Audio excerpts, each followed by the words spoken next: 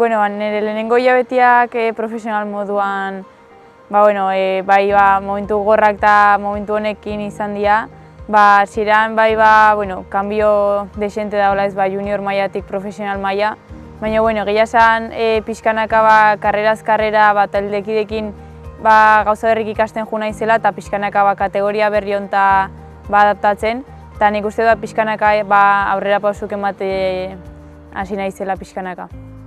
Irati es una corredora muy joven, de apenas 18 años, que en su primer año profesional ya está dando pinceladas de lo que puede llegar a ser en el mundo profesional. Es una corredora muy madura para su edad, con una gran calidad, y en las carreras que está corriendo la verdad es que está aportando mucho al equipo.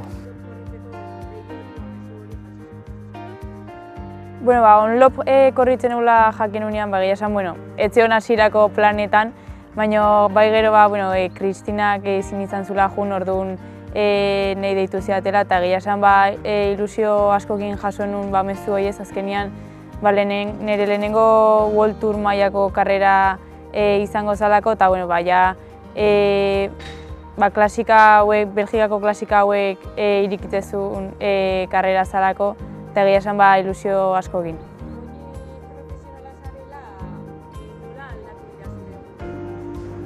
Profesionala naizela nire egunak asko ez dira aldatu, baina pixkat aldatu diala. Batez guain goizetan aldeten gehienetan behintzat entrenatzeko aprobetxatzetela, eta gero nola ikasten jarraitzeten arratsaldetan liberalmak ikasteko aprobetxatzetela. Eta gero gainontzeko eguna, hain adibidez bidaiak asko ze gehiago dira, azkenean karrera gehiago dira etxetik kanpo, orduan horre egun asko jutea, orduan pixkat diferentiak badia.